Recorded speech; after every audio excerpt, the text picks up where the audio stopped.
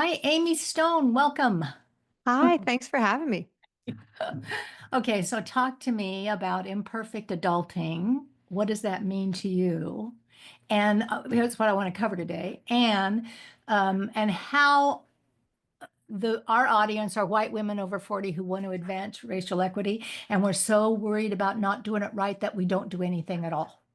Okay. All right, And very good. so any skills that roll over into that would be probably really helpful. But wherever it goes, it goes. All right, so the idea behind imperfect adulting was and is that not like really a celebration of leaning into reveling about imperfection, but that imperfection is really a constant state and a starting point.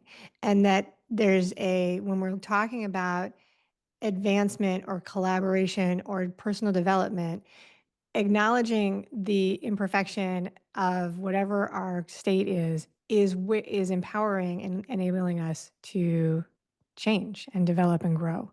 And because if we think we are supposed to already know something or understand something or be in a spot that we're not actually, that feels trapping.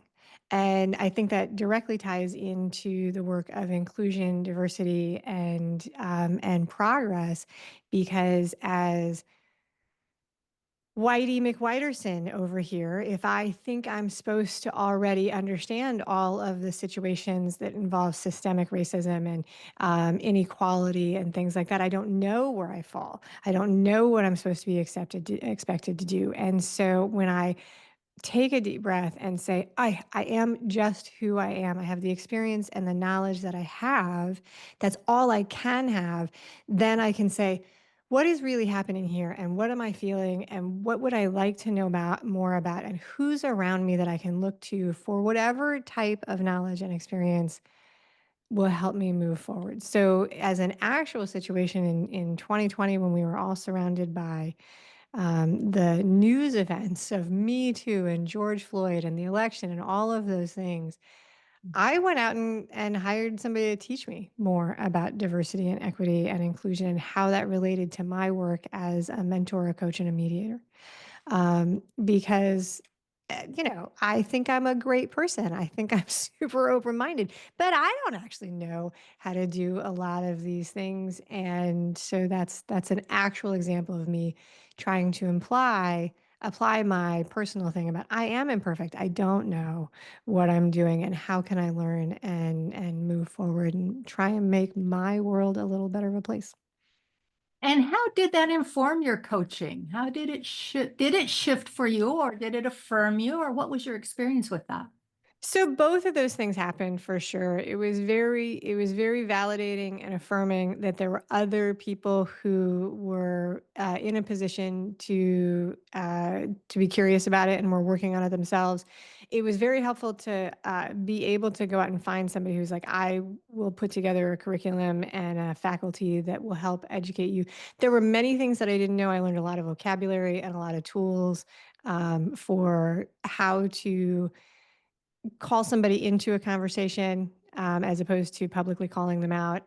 It was very helpful in me figuring out what did I want to be and what was the forward facing position that I wanted to be. And it was also really practical skills, having a lot of practice conversations in a safe space on tough topics that I then apply in helping to create a both a safe space for other people to have conversations, whether that's within a family, like talking to your kids in your house, or in a more public setting, and also really thicken my own personal skin when I step into it and make a mistake on the words I use or misunderstanding that I'm having, and somebody points it out to me.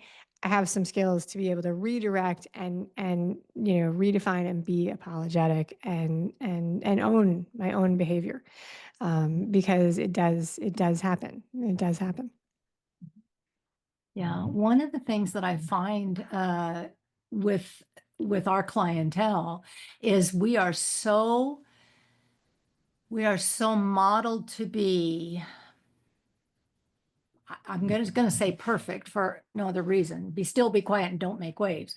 But we're so structured to behave a certain way, that anything we would say, feel, or notice that makes someone else uncomfortable makes us feel responsible for having noticed it or said it. Sure. Yeah. Yes, and so I might be a little younger than you. I was definitely given a variety of instructions growing up. I wasn't always told to be quiet, but we were told that it's make the right kind of waves. So they're sort of like, it's okay to speak up, but only if it aligns with, what's acceptable in this situation. This is the way you behave here. This is the way you behave there. Definitely very confusing. I think that's very hard. The reality of growing up as a woman still to this day is to own and embody the reality that even though you might hate it, people are going to evaluate you based on the way you show up in a public space and how you appear. Mhm. It is a really mind bending situation to be living through that and know that, people are making judgments about us based on how we show up.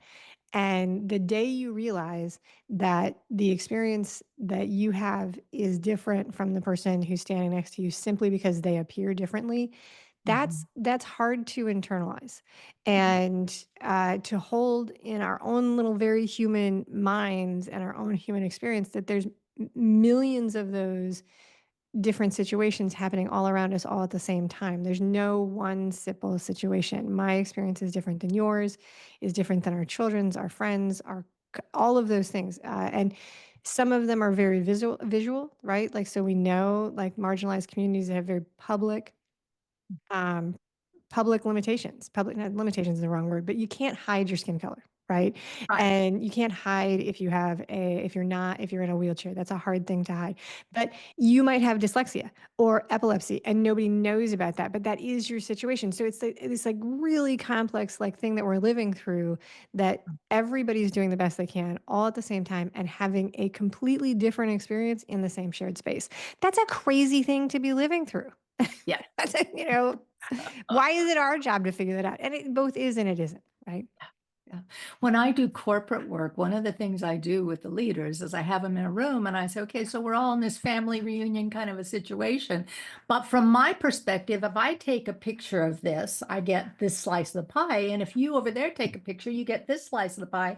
And if you didn't know it, you wouldn't be able to tell we were in the same room at the same time A because 100%. our receptivity, our contribution, and the way we perceive is so absolutely unique.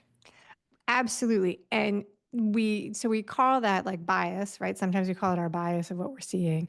And one of the things that's been very hard for me to accept and not be angry about in my life is that it's actually impossible for somebody else in a lot of situations to really understand what my experience was, right? So, to give a real world example, when Roe v. Wade came crashing down, I was a wreck for about a week. It Yeah. really, really upset me. I was born in 73, so there's not a moment in my life where Roe v. Wade didn't exist.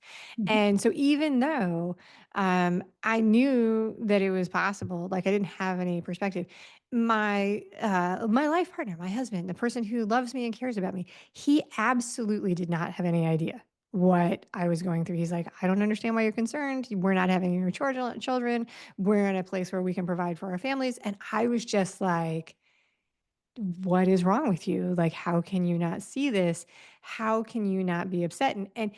And I eventually came to the realization, I was like, no, I mean, listen, he can do his best, but he's never going to understand what it is actually like to live as I have lived and to make the decisions and have the experiences that I've done. Now, the flip side is that after he behaved like that, he and the men in my life all experienced sort of an aggressive education on why it was important and what I thought that they should know about it, and they would probably react a little bit differently today if the same thing happened.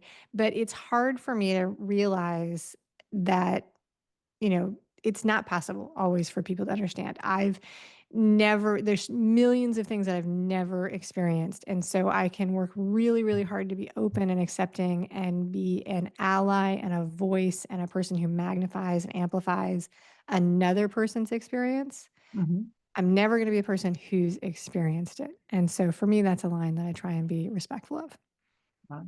So tell me your life story that brought you into this work. What made you have a podcast and I have a podcast. Once upon a time, there was a young girl. She was born. And how far back do we want to go? All right. So I'm kidding. I'm kidding. My life experience, I have a podcast. The podcast is called The Art of Imperfect Adulting. It's new in 2025. It's my latest project. Mhm. I find stories from real people about choices they've made, decisions, changes, plot twists in their life. And we talk about how they made the choices and the impact it had on their life. And I gravitated to this because of a couple of things. One is that finding, collecting, and sharing these stories turns out to just kind of be a piece of who I am as a person. I studied journalism in school, and I've noticed after about 15 years that no matter what I was doing, I was always finding and sharing stories, whether that was working in an office and I would be like, oh my gosh, I talked to this person today. Did you know this about them? Or creating a newsletter for my clients about other people. I was and so this is a piece of things that I do. Many years ago, in 2016, I had a podcast about one of my hobbies is I'm running and triathlon, very similar thing. I went and found stories from people and shared it. That became a top podcast in the highly competitive, that's a joke, niche of endurance sports. So that's the podcast. And that's a little bit about how I got there.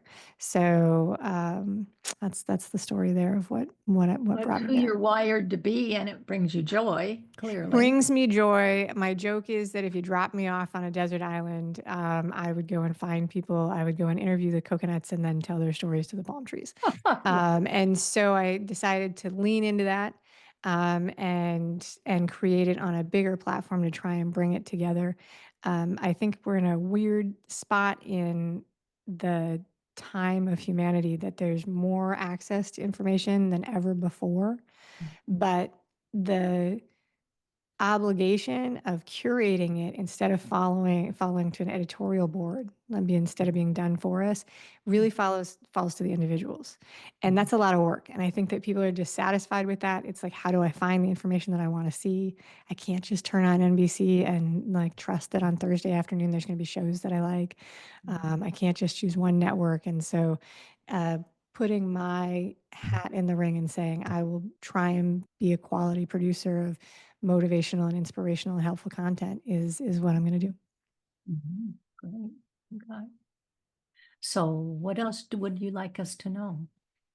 What else would you like to know? How did you? So, I think that the audience that you're talking about and the work that they're doing Yeah.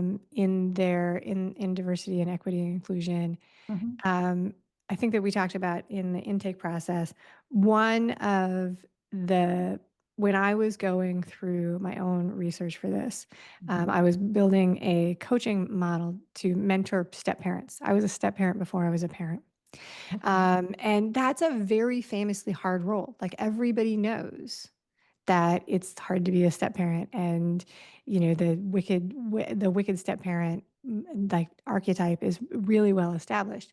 And as I was going through this education for myself and I was building this model, I realized that step parents actually could be classified in many ways as a group that was marginalized, like undersupported, well known and out there and undersupported. And I was like, that is crazy. How can this be? Because it's not what I'm thinking about under systemic racism and so on and so forth.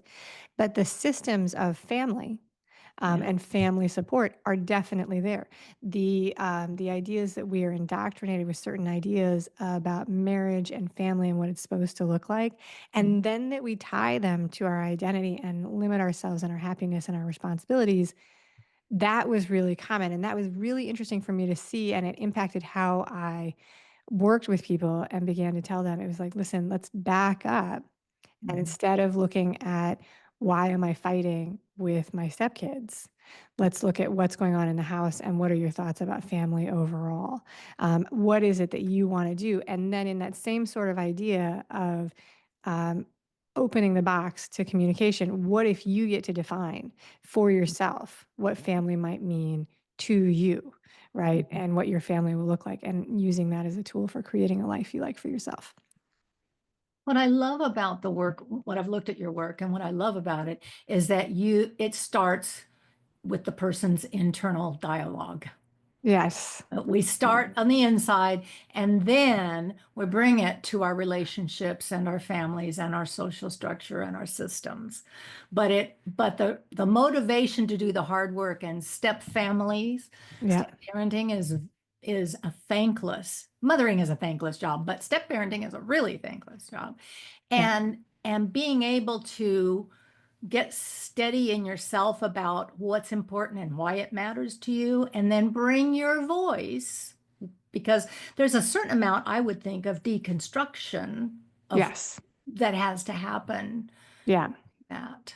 Yeah, absolutely. And this idea, I was listening to, I think it's Erica Hines, but I'm never sure. I was listening to a book launch, and she said that she looked at a system and said, I realized that these rules and these frameworks were not actually designed to help someone like me.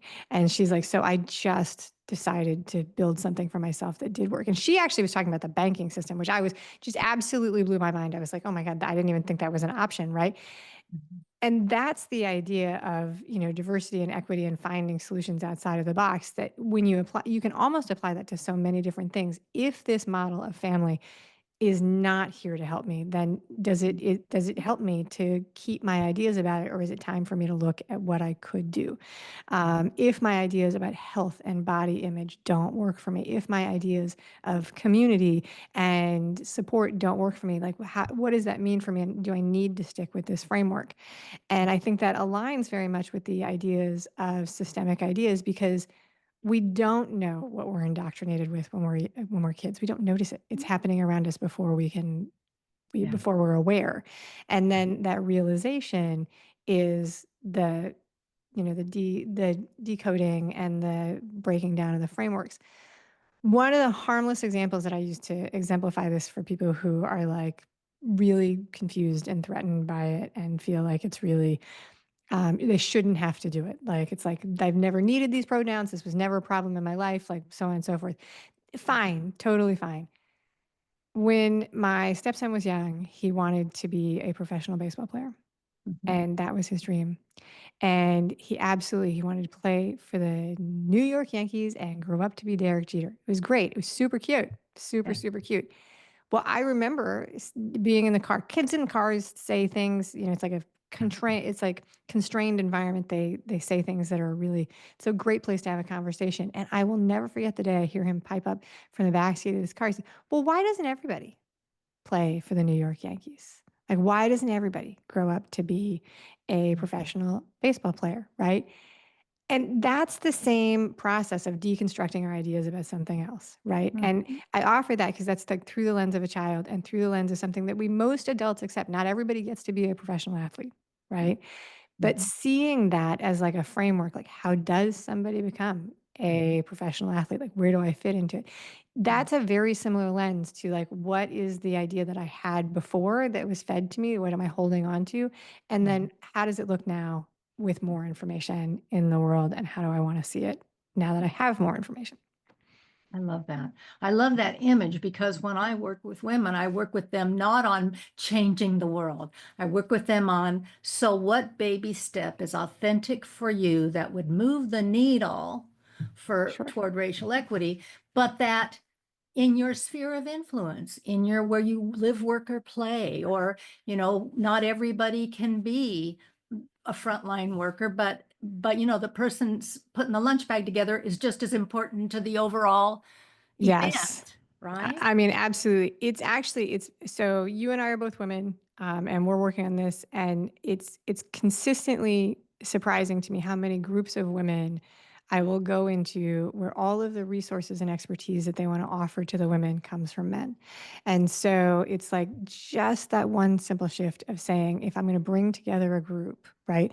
When I'm going to walk into a room, and if there's a table of people and who's there, the awareness to look at who's the table and does it represent what I want it to be, and then how can I shift it, right? Can we use quotes from women? Can we use inspirational quotes from groups that are not represented. When we're looking for inspirational quotes, instead of pulling from the founding fathers, if we pull from First Nations and Native American chiefs, those kind of things to be. This is Gandhi. He's a dude. So, I'm not following my own advice, but it's like be the change that you want to see. It's like those kind of things because whether it's sitting in your own kitchen making dinner for your family, sitting at a boardroom in a corporation or a philanthropic event or your PTA, simply having the presence of mind to look around and say, who's here? What do they represent? What are the voices we are bringing together? That I think is the work that actually changes the world. Right? Very few of us are going to be in the place where we are writing policy and putting things together for the country, but Mhm. our own communities, we all have significant power. Well, and as white women in our structure, Right. I have access to white men who are policymakers Yes. that very my well-educated mentors who are Black women would not get an audience with. That often is the case. And then one of the things that I try to do is invite them in, Mhm, to use it to open the door for the person mhm, to come to the table versus the mhm. other option, which is to try and speak for somebody that I'm not. Oh, Yeah. right. Yeah. So to be sensitive to the fact that while I might have more awareness and more of a motivation, it's not always helpful for me to present my hot topic, my Mhm. hot take on behalf of somebody else, Right. but rather invite people in to represent the group that should be there, whether that's whatever it is in your own community. Mhm. So with your son and the baseball Yeah. playing, right? Yep. As that evolved in their life, I'm curious to see if there are parallels to how I move women through, what they think they want to do, their big, scary, hairy, audacious goal, Okay. versus, but what feeling do I want from that? I want recognition. I want applause. I want the joy of the game. Find out Yes. where the spark is. And then what can they do today Yes. toward the It's a spark? great question. So that kid is now in his mid 30s and is still a raging sports fan, baseball and all sorts of other things. He Uh-huh. made it through a couple more years of play for fun, but we really heavily leaned into his joy, Mhm. and his passion for what he wanted to be and then balanced with the reality of talent. So, there's a point in baseball where you move from where the coaches are doing all of the stuff for you where you have to be able to do it. And that's really it's a pretty fine line. It's like you can either do it or you can't. And it was a tough couple of years. She was like, "Yeah, I don't actually have the talent for this." Right.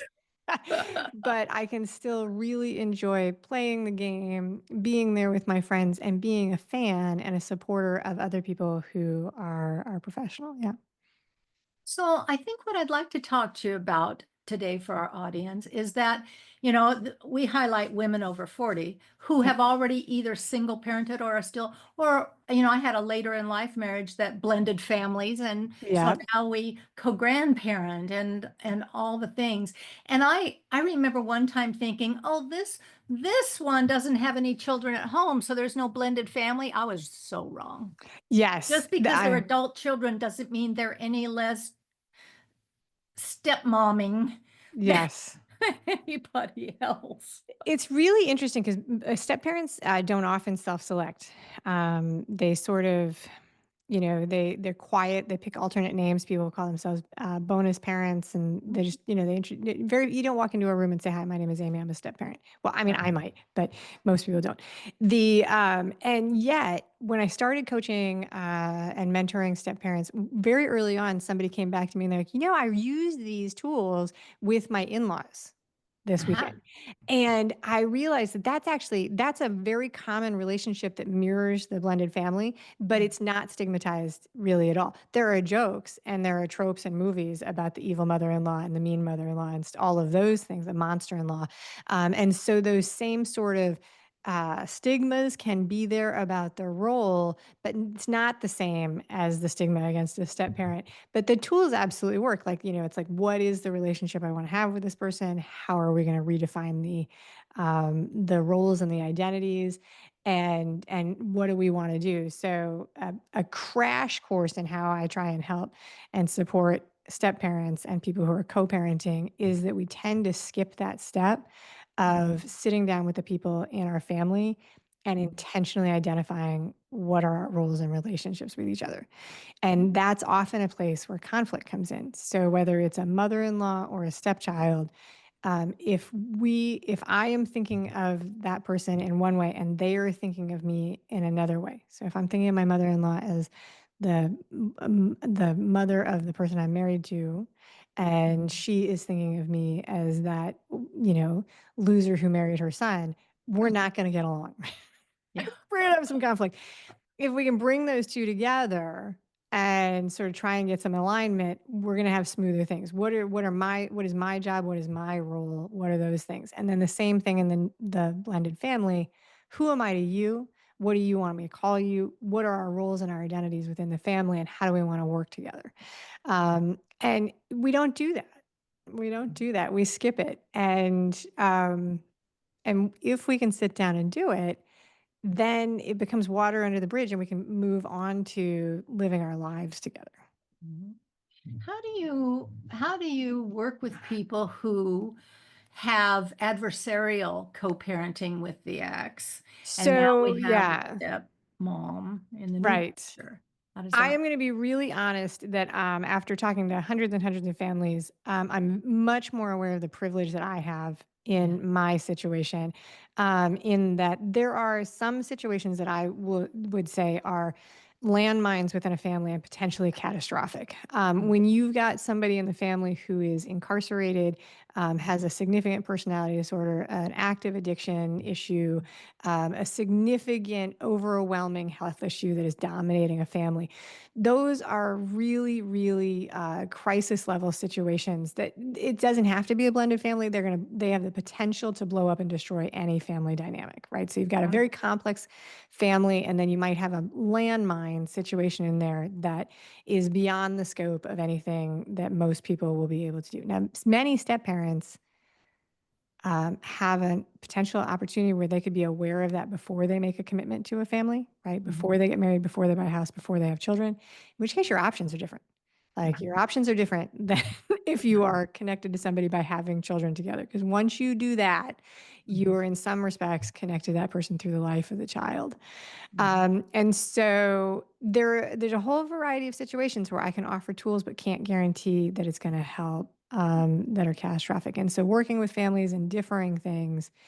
And one of those is admittedly that if you've got somebody who is so adversarial that they see their only point of being is to be obstructionist within a family, Mhm. they're not interested in repair. They're not interested in doing anything to bring to it. They're creating litigious. They're, what do we call it? Family,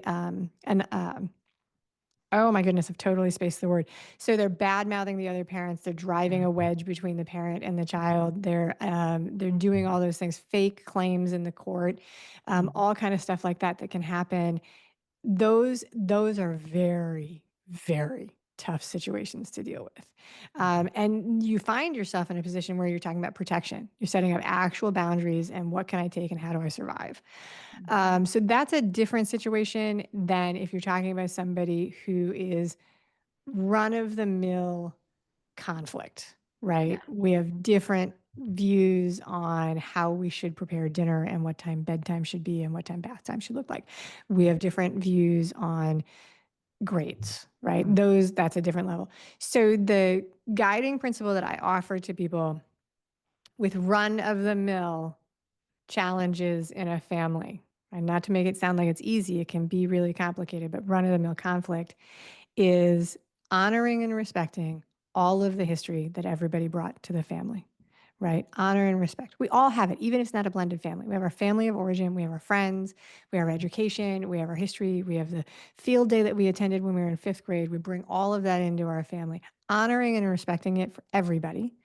And placing the focus instead of trying to fit into the family network that existed before you got there, instead of automatically prioritizing the original family, intentionally working together to say, what is the new family dynamic that we want to create together? And then applying the action into creating that. So if you've got a family, so in my blended family, there I was unaware of the priority and the expert. I just took it for face value. I was told let the parents parent. They should all set this up, and so I was trying to follow all of their rules, and it was unlivable for me, unnavigatable for me. I didn't know what their cultures were. I didn't know what their rules were. I felt like I was constantly being bossed around. I had no autonomy and authority in my own house. Mhm. And when I began to shift that and say, I really respect that these were the rules and how you did this in your marriage, but it's not working now. So, what will work moving forward? Like, how can we carry that in and include me and go forward in it? Mhm. Mhm. And how was it received? Sometimes better than others. Yeah. Depends on the day. Depends on the day. So one of the big things was my husband had a pretty common feeling that he didn't want to give the kids jobs and chores when they were at our house. They had limited time with him. He wanted to be the fun dad, all of those things. And that played out in the house that I lived being a mess. He didn't want to give them chores to clean up. And so the house was a mess. And this became a really big problem for me because I didn't feel like I was allowed to tell the kids to clean up. I didn't feel like I was allowed to say the house should be cleaner, all of these things. And there's one day where I was like, listen, I hear you saying that you don't want this. And I hear you saying that these were the rules in the other family. And all of that, I listen to it and I understand it. I don't think that is the same as me having to live in a house that is covered with toys and mess for 36 straight hours. Like, I think that these are different things. I don't care if aliens come down and clean the house at 5 p.m., hire somebody, do it yourself, all of these things. My thing is, I should be able to have some guidance in this is the bare minimum standard of how I want to live. So it was a big fight. It's a Uh-huh. very, very big fight. But we moved forward from that because instead of being hung up on what I was allowed to say to the kids, we shifted it to what is the condition we want our house to be as Mhm. we live together. Mhm. So the similarity I see between that and what happens with women who are trying to find their voice for racial equity is finding your voice. Finding your voice. Oh, absolutely. Yeah. Yeah, yeah. And how, oftentimes we don't say, don't say, don't say, don't say. And so when we do, just the saying is a blow up, much less Yes. processing through the issue. And maybe similarly, you can let me know if you agree. The first thing we say is often very surface. It's Mhm. a very small piece of what we're seeing. It's a description of the event. It's a news headline or the actions that somebody's doing, and not talking about the larger concept or issue, which is often a better conversation Mhm. and easier to talk about sometimes. Right. So yeah. Once you can get the other person in the conversation past their mm, points of denial or A hundred discomfort. percent. So we Right. fought for a long time, my husband and I, about what I was allowed to tell the kids to do, like who's allowed to discipline. There's a really common fight between parents and also in blended families, right? Yeah. But when I shifted it to, I get that, but let's establish some house rules and values. And Mhm. then when you agree on those things, Yeah. then it doesn't matter who's applying it because it's like communicate that to everybody. It's like, hey, these are the rules of the house. Like we clean the house before we go to bed. Mhm. Then everybody can do it. You know, when you go to the library, the librarian tells you the rules. Mhm. You know, it's not she's not your parent. She tells you the rules and you listen because Mhm. you're in the library. Mhm. And you're forever creating something that's never existed. With Yes. every client you work with, they're imagining something they've never lived. They just know how they'd like it to be. Yes. And then you Yes. baby step them with the skill sets needed to get there. Yeah, and that's a big thing that it's always changing, right? Yeah. This myth that Oh, there's going to sure. be a point where we're not doing it is shockingly not right. When I get there, I'll let you know. Because the children grow. And The oh, wait, children then grow they and they multiply change. and come home. They multiply and come home. Yes, exactly. So, it's tough, right? Like when they move out, and they come back, you have to redefine again. Mhm, It's not an easy thing. It's not an easy thing. mhm, yeah. And so in your work, where do people find you? So the Art of Imperfect Adulting, the show is on all the podcast platforms and it is on YouTube, as all things are. And then there's a website, imperfectadulting.com. There are lots and lots of resources there, free resources, so you can sign up to that. And then that brings you into my email community where I will tell you about all the offerings that I have. Mhm, And then there's social properties, all of them related to the art of imperfect adulting. So those are the places. I'm on Instagram, Facebook, YouTube, LinkedIn, pretty much. And one of these days, I'll add TikTok. So you specialize uh, in single parenting, but imperfect adulting, does that bring to you young adults who are not parents? That is my hope. One of the reasons I broke it off, so I specialize in these complex blended families and divorce and things like that. But in my own personal story, when I looked, I did not ever want to be like a part of a group that was limited to just step parents.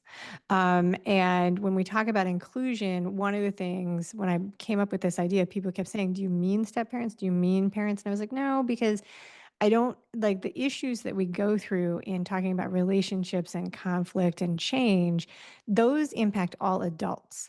And anytime you put a limiter on that, like this is only for step parents, this is only for divorced parents, this is only for those kind of things.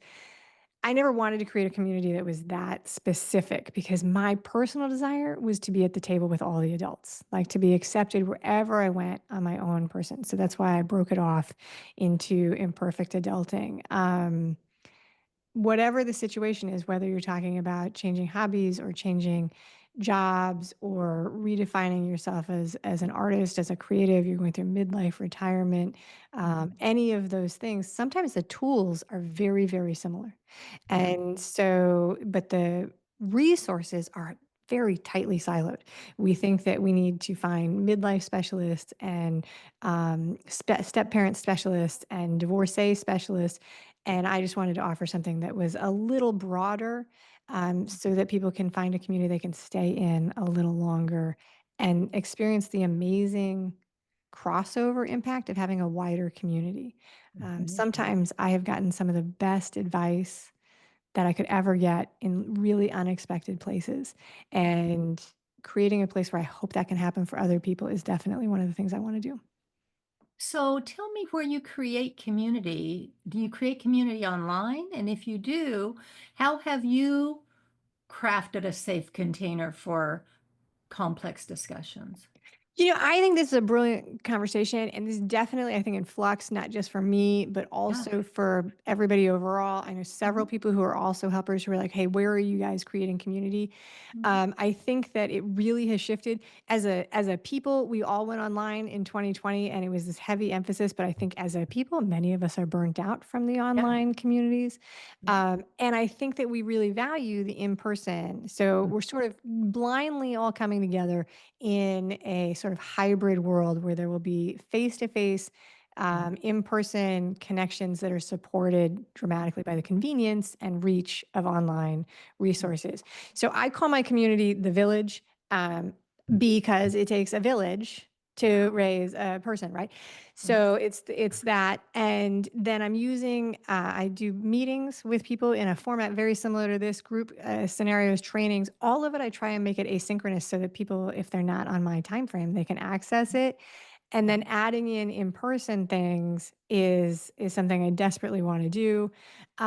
Using technology to allow people to reach out without having to be very public facing. So I create a way for people to ask questions anonymously, Yeah. and have it go out to the community.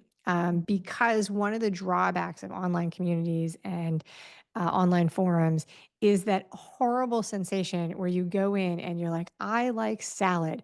And 20 people reply back about all the reasons that salad is the worst thing that you should ever eat. It's so not And helpful. what's wrong with you And for what's liking wrong with salad? you, right? Yes. What's wrong with you? It's just not at all helpful. So, like, build using technology to be the barrier where it's like, this is anonymous. We're going to get you some resources from people in the community who've had this experience, but we're not going to put you in a place where you have to be beaten up by the group. I like that. And also to the guided, curated communities, the benefits. So it's not just a free for all. It's like, hey, we're going to come together and we're going to talk about movement and health. And then there's people that walk through it and you can make connections. So I do a lot of that through Zoom meetings. It's not perfect. I'm looking for more tools that are easier for the people who are in the community. If Mhm. anybody has any suggestions about what you like, you let me know.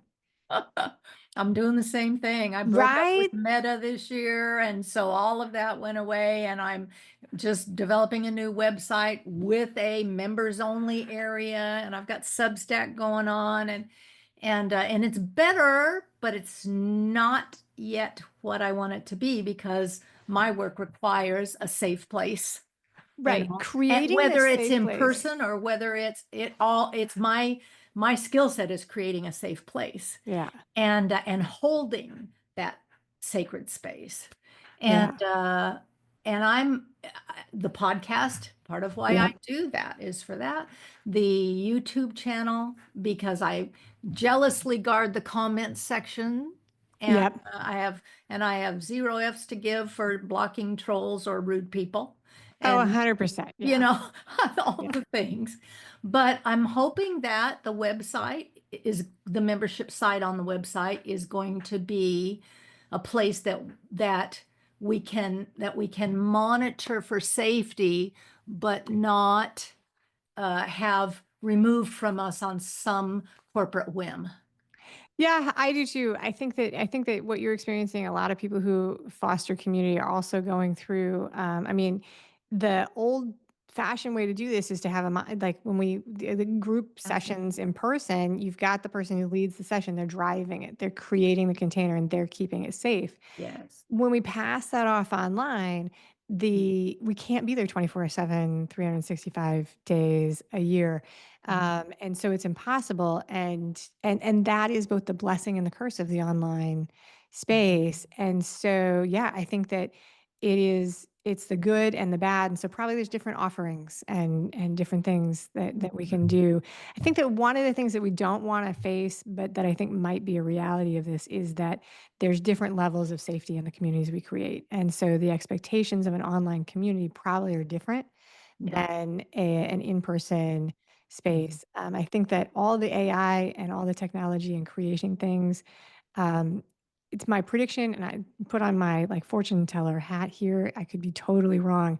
Uh-huh. I have a feeling that the value of in-person connections with real people is going to get really, really important as we move Mhm. forward because it's Mhm. just so hard to tell what's real and what's not. And the minute we put stuff out into the online space, I mean, I am not such an important person that people are out there modifying my content, but they could, right? They can clip it and cut it and make it look like something it's not. And so, I think that that's going to be really interesting to see how that is shaped in the future. Well, and that it's now searchable. And so with keywords, they can, run a search and find out the 43 people in New Hampshire who talked about this subject in Right. the last 30 days. And who knows, right? So yeah. Yes, exactly. And so, yes, so it's a really, really interesting time to be a person who creates community because the news tells us we're having a loneliness epidemic. We know that people are feeling disconnected.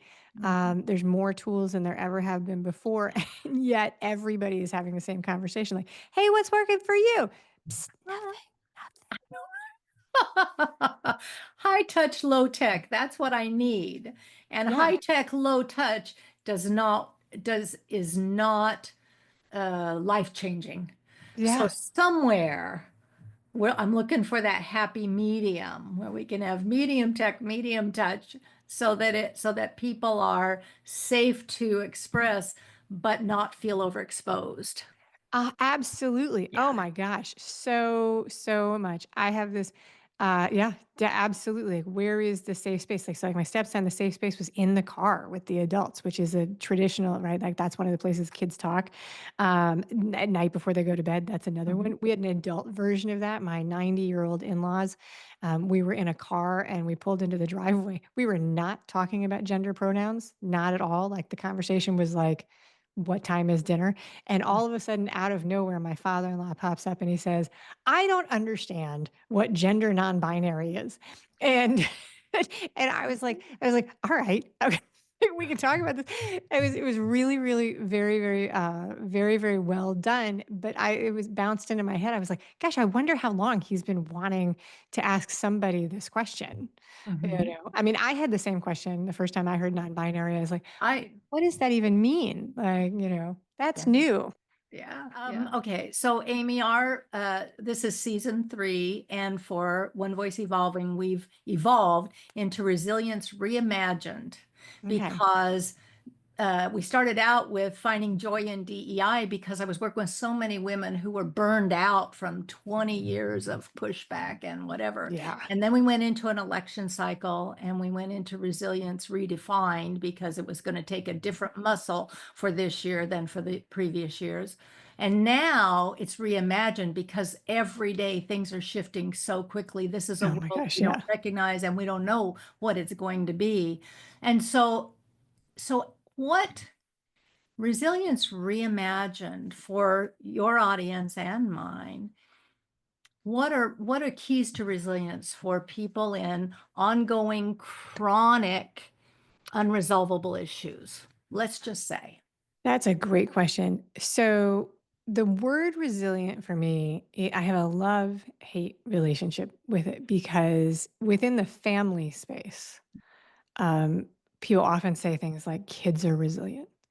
And sometimes it gets turned around into, and the reason I'll use this is many adults may feel that it's my burden or the child's burden to suffer through this because they can be resilient. So I believe that humans are resilient. We can take a lot.